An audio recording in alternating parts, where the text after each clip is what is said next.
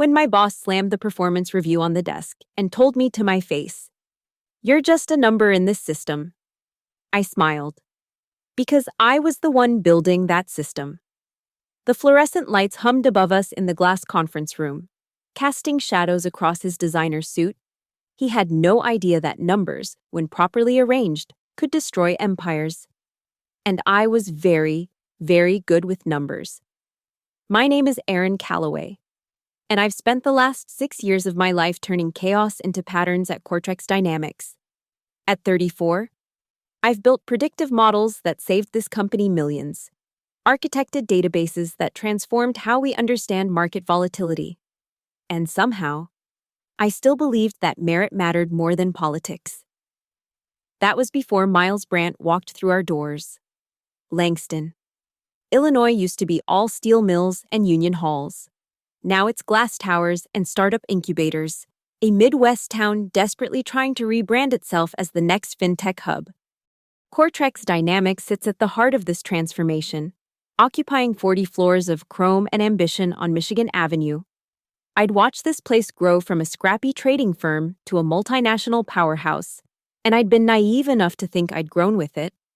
Miles arrived on a Tuesday in March, all Harvard MBA swagger and Silicon Valley buzzwords. Our new CFO, they said, a visionary who would optimize our human capital and leverage synergies across verticals. I should have paid attention to the language. When executives start talking about people like spreadsheet cells, someone's about to get deleted. I'm not the type to make waves. Never have been. While my colleagues spent happy hours networking and playing politics, I stayed late, diving deep into data streams, finding patterns others missed. I wore the same rotation of gray blazers, kept my brown hair in the same low ponytail, and maintained the kind of invisibility that I thought meant safety. My apartment in Lincoln Park was modest, my car practical, my life carefully contained within predictable parameters. But I was good at my job. Better than good. I'd developed our risk assessment algorithm that became the backbone of our trading strategy. I'd identified the market indicators that helped us navigate the 2023 correction when our competitors lost billions. My work spoke for itself, or so I believed. Miles had been here exactly 93 days when he called the restructuring meeting. I know because I'd been counting, watching him slowly dismantle teams, redistribute resources, and promote his hand-picked lieutenants into positions of power. The conference room filled with the nervous energy of middle managers clutching their tablets like life preservers.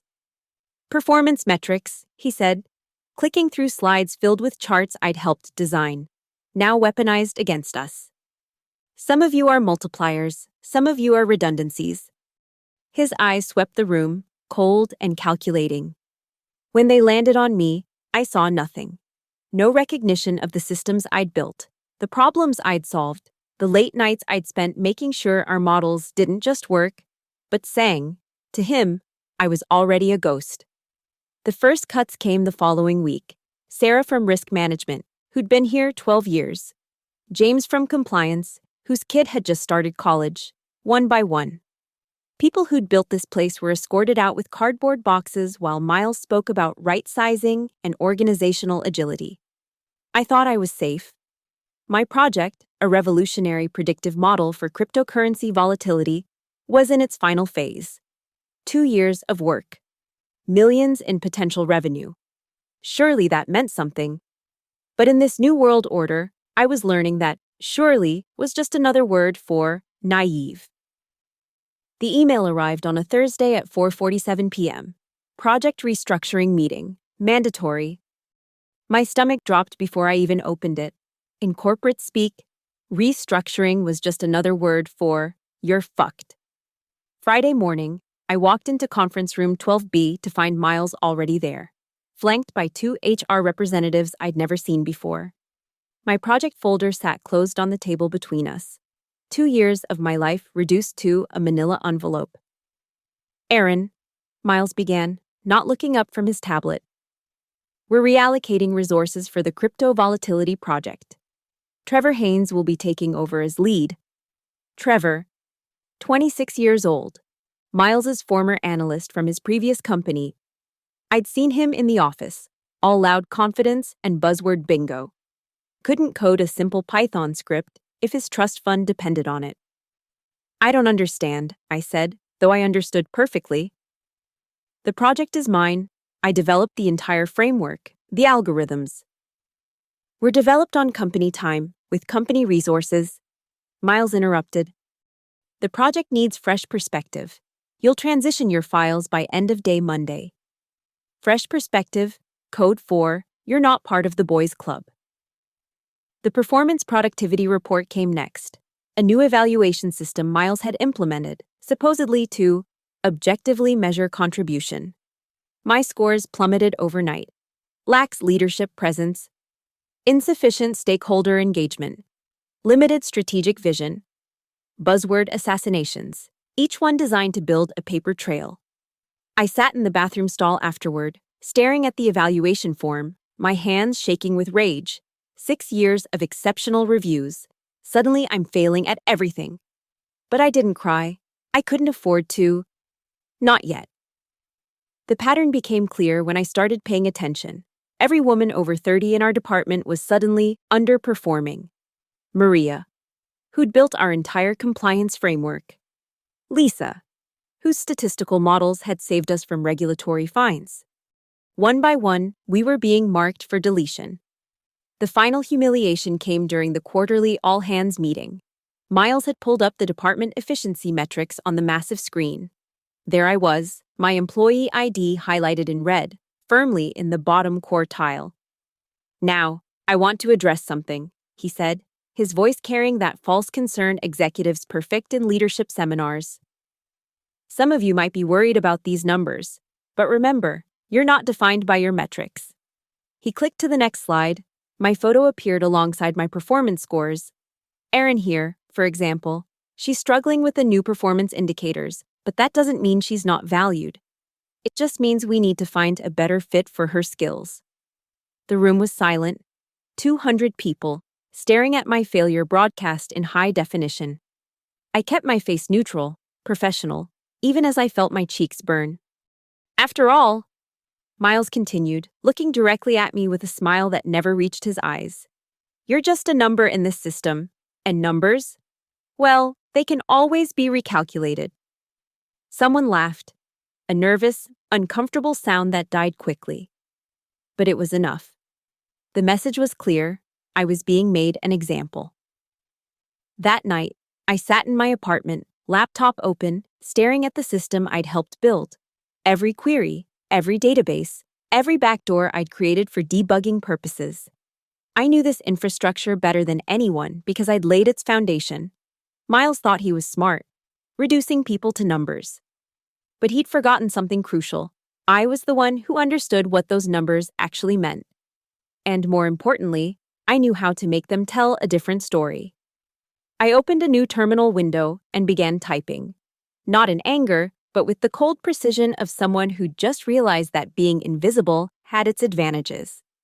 If he wanted to play with numbers, I'd show him what numbers could do. The game was on. He just didn't know it yet. I started small, careful. Every good data analyst knows you don't rush the collection phase. You observe, document, and wait for patterns to emerge. And Miles Brandt, for all his Harvard education, was remarkably predictable. The first thing I did was create a shadow profile using credentials from a terminated contractor account that IT hadn't properly deactivated. Basic security oversight, the kind that happens when you fire your experienced staff and replace them with cheaper alternatives. Through this account, I could access the ERP system without leaving my digital fingerprints. What I found was fascinating. Miles wasn't just restructuring, he was restructuring the numbers themselves.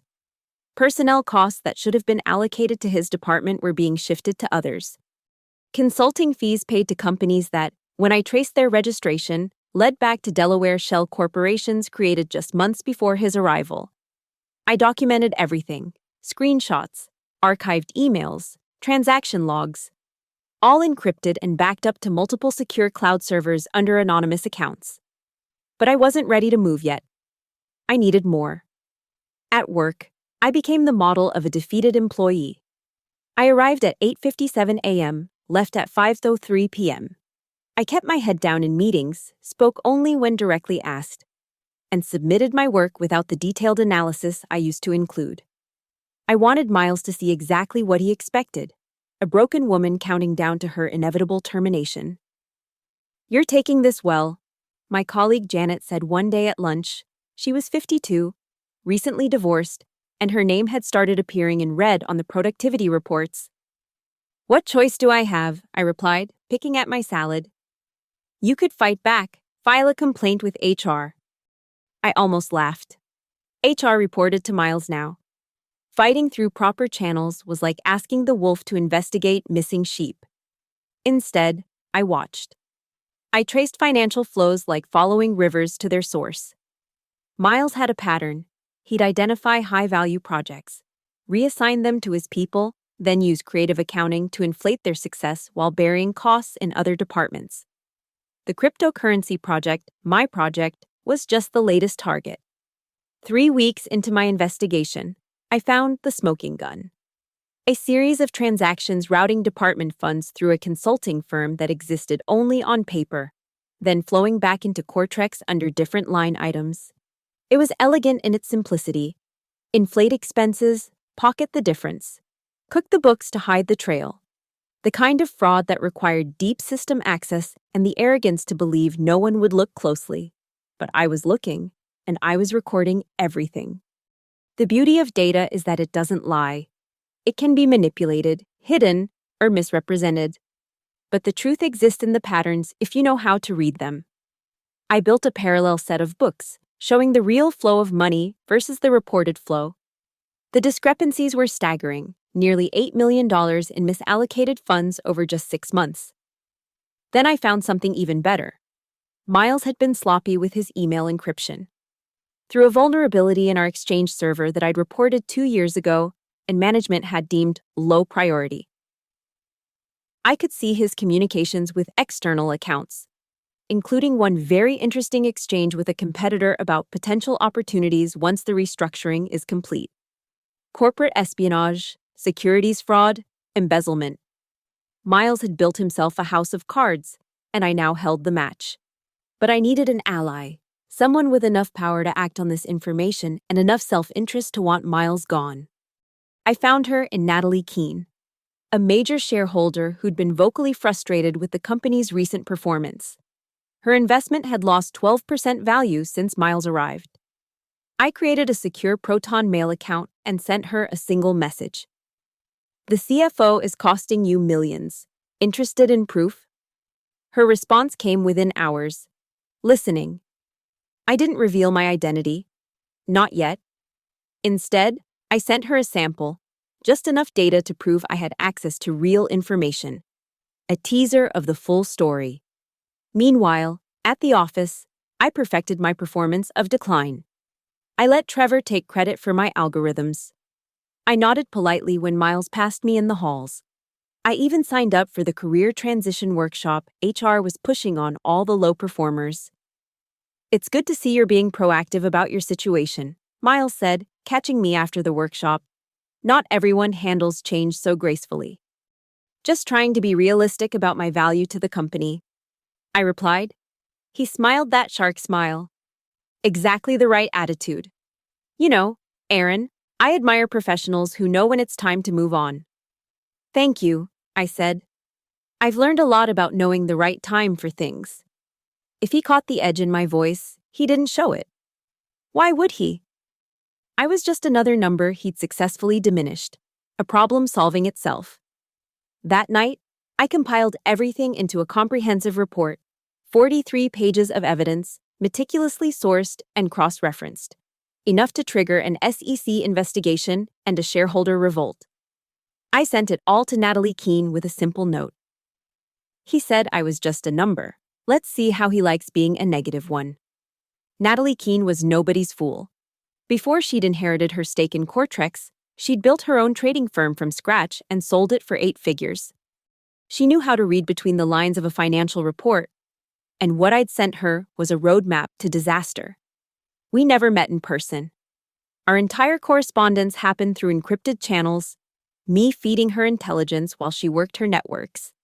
She had something I didn't, access to the board, relationships with other major shareholders, and most importantly, the kind of credibility that comes with a nine-figure net worth. While Natalie worked the political angle, I refined my financial modeling. Using Cortrex's own risk assessment tools, the ones I'd helped develop, I built a projection showing exactly what would happen if Miles continued his current trajectory. The numbers were catastrophic: $38 million in losses over 2 quarters, not counting potential SEC fines and litigation costs. I made sure the model was bulletproof, using only verified data and conservative estimates. This wasn't about exaggeration. The truth was damaging enough. The SEC filing was trickier. I couldn't just dump evidence on them and hope for the best. These things required finesse, the right language to trigger an investigation without seeming like a disgruntled employee with an axe to grind. I spent 3 nights crafting the perfect whistleblower complaint, focusing on the specific violations of Sarbanes-Oxley that would demand immediate attention. At work, the endgame was approaching. My transfer to special projects, corporate euphemism for parking lot before termination, was scheduled for the following Monday. I'd be moved to a windowless office on the 3rd floor, given busy work until they could manufacture enough cause to fire me without risking a lawsuit. "I need you to prepare comprehensive documentation for all your projects," my supervisor informed me, clearly uncomfortable with the task. She'd been promoted into her role just 2 months ago. One of Miles's picks. "Trevor will need everything organized for the transition." "Of course," I said.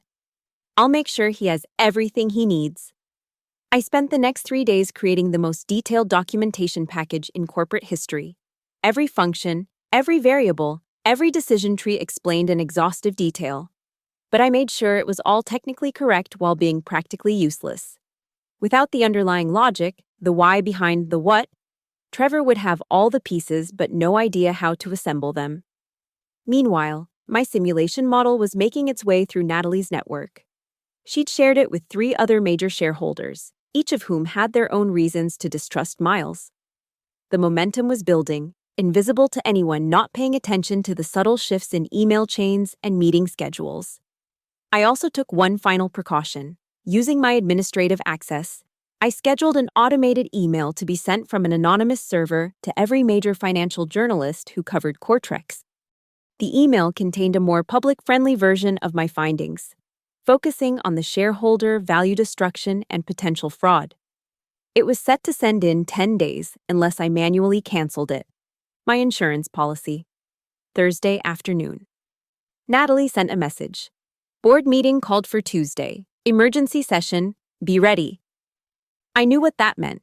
She'd gathered enough support to force a confrontation. The other shareholders had seen the numbers, understood the implications. Miles had made enemies of the wrong people, the ones who measured their losses in millions. That night, I backed up everything one more time, then meticulously cleaned my work laptop. I removed any trace of my investigation, any suggestion that I'd been anything but the defeated employee they expected. When IT audited the machine after my departure, they'd find nothing but the standard files of a demoralized analyst. Friday was my last day in my real role. I packed my desk slowly, making a show of it. A few colleagues stopped by to offer awkward condolences. Miles himself made an appearance, all false sympathy and corporate speak. "I want you to know this isn't personal. Aaron," he said, hands in his pockets, playing the reluctant executioner. "Sometimes the numbers just don't work out." "I understand," I replied, placing my Industry Achievement Award in a box. "You've taught me a lot about how numbers work in this company." "That's the spirit, and hey, this could be an opportunity. Sometimes we need a push to find where we really belong." I looked him straight in the eye. "You're absolutely right. Sometimes we do." As I walked out with my box of belongings, I passed the giant monitor displaying real-time market data. Cortrex stock was trading steady at 47.32ers. I made a mental note. In a week, that number would tell a very different story. The following Monday, I started my new role in special projects. A cramped office, an ancient computer, and a stack of mind-numbing data entry tasks. I smiled as I logged in. They could put me in a closet for all I cared. The countdown had begun. Miles thought he'd won, but he'd forgotten the first rule of data analysis: past performance predicts future results. And his past was about to catch up with him. Tuesday arrived with the kind of Midwest storm that turns the sky green and sends sensible people indoors. I sat in my windowless office, entering meaningless data while refreshing my phone every few minutes. The board meeting was scheduled for 2 p.m. At 2:47, the first sign appeared: an email from communications to all staff. Today's 3 p.m. all-hands meeting is postponed. Please await further instructions. Corporate earthquake. When they cancel all-hands meetings, something big is happening in the boardroom. By 4 p.m., the whispers had started. Administrative assistants, the true intelligence network of any corporation, were buzzing about raised voices from the executive floor. Security had been called to stand by. Legal was in overdrive. At 5:15, my anonymous email account received a message from Natalie. The package was very educational. Board requests CFO's immediate resignation pending investigation. He refused. This will get ugly. I allowed myself a small smile while continuing my data entry. The beauty of being in corporate exile was that no one paid attention to me anymore. I was furniture, safely irrelevant. Wednesday morning brought lawyers. They arrived in a fleet of black SUVs, streaming into the building like ants to sugar. The forensic accounting team from Deloitte, SEC investigators, internal audit was in lockdown, all access restricted. "What's happening?" my new supervisor asked during our morning check-in, clearly rattled. "I wouldn't know," I replied. "I just focus on my data entry." She left quickly, eager to find someone more connected to pump for information. I returned to my spreadsheets, the picture of disengaged compliance, but I was watching everything. Through the glass walls of the conference rooms, I could see the panic. Miles, surrounded by lawyers.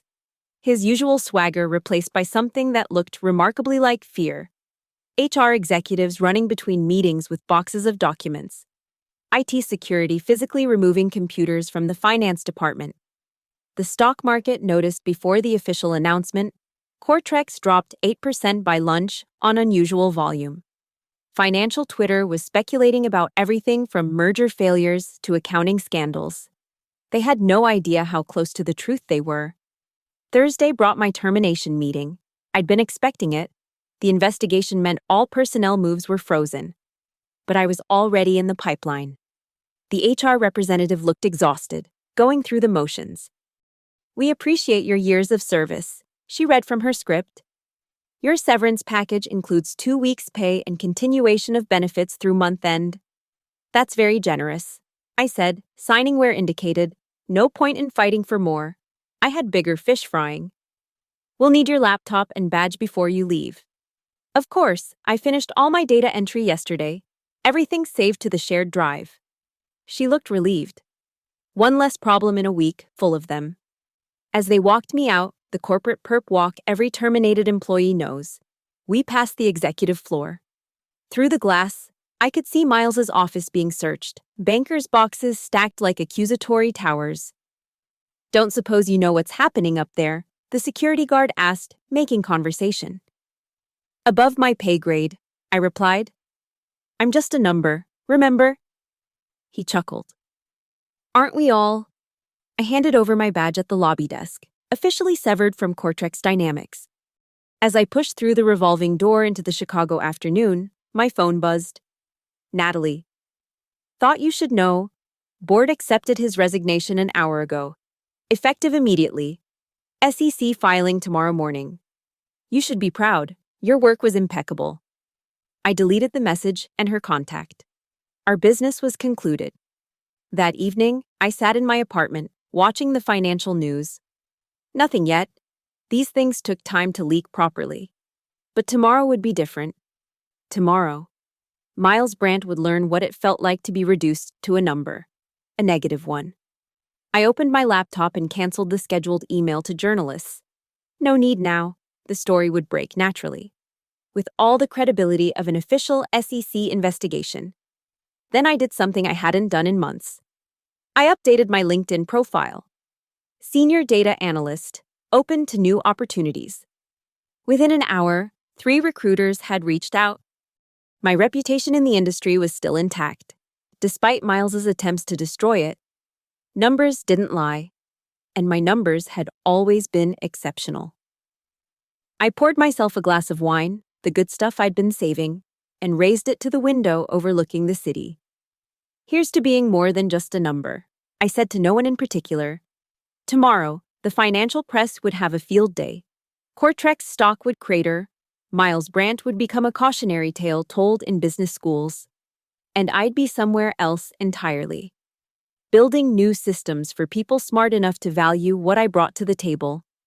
The storm had passed, leaving the sky that peculiar Midwest clarity that makes everything look sharper. I closed my laptop and went to bed early. I had job interviews to prepare for. Friday morning, 7:23 a.m., I was sitting in my favorite coffee shop in Lincoln Park, laptop open to the Wall Street Journal homepage, when the story broke. Cortrex Dynamics, CFO resigns amid SEC investigation. The article was clinical, careful with its language. Questions about financial reporting practices, irregularities in expense allocations, potential violations of federal securities law. The journalist had done their homework, connecting dots between shell companies and suspicious transfers without making explicit accusations. By 8 a.m., it was everywhere.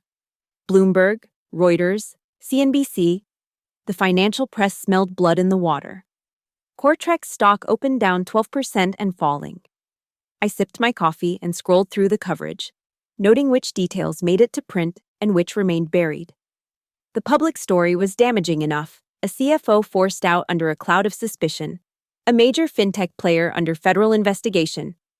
But I knew the real numbers, the full scope of what Miles had done. This was just the beginning. My phone buzzed. Unknown number. Met Calloway, this is Sandra Chen from the Financial Times. I'm working on a story about governance failures at Cortrex. I understand you recently left the company. Would you be willing to comment? I'm afraid I can't discuss my former employer, I said. I'm sure you understand. Of course. But if you change your mind, I'm particularly interested in the culture of the finance department under Mr. Brandt. Good luck with your story, I said, and hung up. By noon, the full picture was emerging. Trading suspended, pending clarification of financial disclosures. The interim CFO, hastily promoted from tax planning, holding a disastrous press conference where every answer seemed to make things worse. Miles Brandt's name trending on financial Twitter. None of it good. I watched from my apartment as the ecosystem reacted. LinkedIn lit up with posts about the importance of ethical leadership from people who'd been silent when Miles was riding high. Former colleagues suddenly finding courage to share their own stories of questionable practices. The pile-on had begun. The best part came at 3:47 p.m., in a brief Reuters update. Sources familiar with the matter indicate the SEC investigation was triggered by a detailed whistleblower complaint filed 3 weeks ago. The complaint allegedly contained comprehensive documentation of systematic financial manipulation totaling tens of millions of dollars. Tens of millions. My conservative estimate had been $38 million over 2 quarters. The real number was apparently higher. That evening, local news picked up the story. Chicago fintech giant in crisis. They'd managed to get footage of Miles leaving his Gold Coast apartment, dodging questions as he climbed into a waiting car. He looked smaller somehow, his expensive suit wrinkled, his perfect executive presence cracked. Mr. Brandt, did you mislead investors? Are you cooperating with investigators? How do you respond to allegations of fraud? No answers. Just a man who'd learned what it felt like to be hunted by numbers. I turned off the TV and checked my portfolio. I'd quietly shorted Cortrex stock the day after my termination. A perfectly legal trade, given I had no material insider information at the time. Just a belief that a company that treats its human capital like disposable assets eventually pays the price. The position was up 47%. My phone rang. Natalie Keene. I wanted to thank you, she said without preamble. Your analysis saved me and several other investors from catastrophic losses. I don't know what you mean, I replied carefully. I'm just a former employee who left under unfortunate circumstances. She laughed. Of course. Well, this former employee should know that Cortrex will be looking for a new head of risk management soon. Someone who understands the importance of thorough analysis. I appreciate the thought, but I think my time at Cortrex has concluded. Pity. Well, if you ever need a reference, you have my number. We both knew I'd never call. Our transaction was complete. As darkness settled over Chicago, I pulled up the last email I'd received from Miles, sent just 2 weeks ago. Aaron, I hope your transition to special projects helps you find a role better suited to your capabilities. I forwarded it to my personal archive with a new subject line. Finding my better suited role. Below the original text, I added one line. Mission accomplished. Then I deleted it all. No digital trail, no evidence. Just a woman who'd been told she was nothing more than a number. Proving that sometimes the right number in the right place could bring down an empire. Somewhere in Chicago, Miles Brandt was learning that when you reduce people to numbers, you better be damn sure your own numbers are clean. Mine were. His weren't. And that, as they say in finance, was the bottom line. 6 months later, I was in Seattle, watching rain streak down the windows of my new office. Senior Director of Data Intelligence at a biotech startup. Better pay, better hours, and most importantly, leadership that understood that people weren't just numbers on a spreadsheet. The Cortrex story had become a business school case study by then. The Brandt scandal, they called it, $43 million in misallocated funds. SEC fines totaling $18 million. 3 executives indicted, Miles Brandt himself facing 5 federal charges. His Harvard MBA and Silicon Valley connections worthless against the weight of forensic accounting. I'd followed the trial from a distance. Each revelation, each exposed email, each forensic report confirmed what I'd known all along. The numbers didn't lie. They never do. My phone pinged. An email from an address I didn't recognize. Ms. Calloway.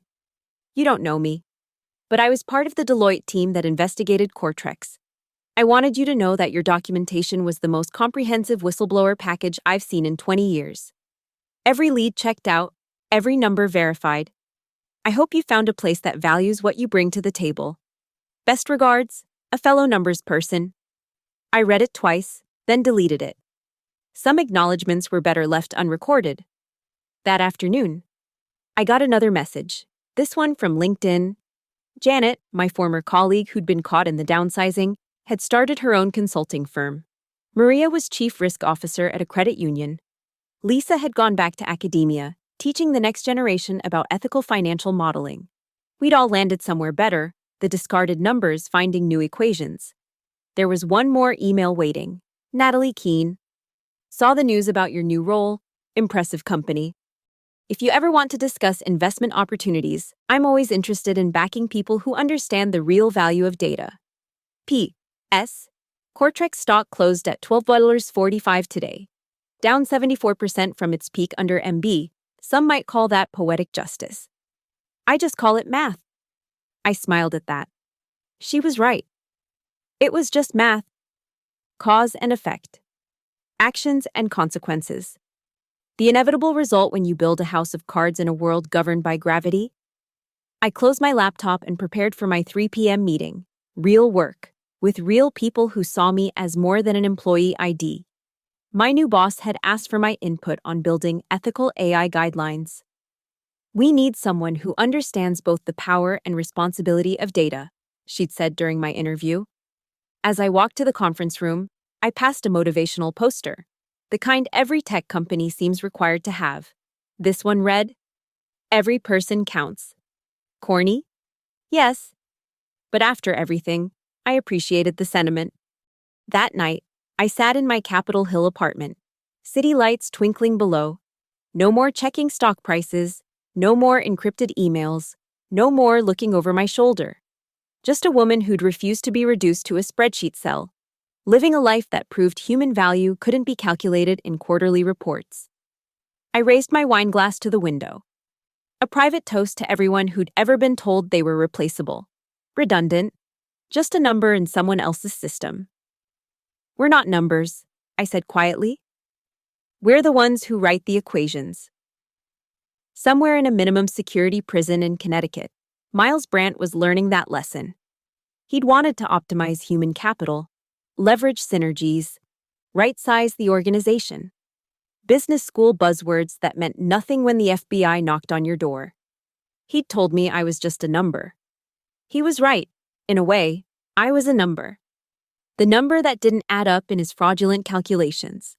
The number that exposed the pattern. The number that brought down his house of cards. Now he was the number. Inmate 47832B. Scheduled for release in 3.5 years with good behavior. And me? I was done being defined by numbers. I had code to write, models to build, and a future that belonged to no one's spreadsheet but my own. The rain had stopped, leaving Seattle gleaming and fresh. Tomorrow would bring new challenges, new data sets, new problems to solve. But tonight, I was content knowing that sometimes being just a number was exactly the right thing to be, especially when you're the one holding the calculator. Thank you so much for listening to this story. I'm curious, where are you listening from? Drop a comment below and let me know what city or country you're in. I love connecting with listeners from around the world. If you enjoyed this corporate revenge tale, please subscribe to the channel and share your thoughts. Have you ever felt like just a number at work? How did you handle it? Let's discuss in the comments below.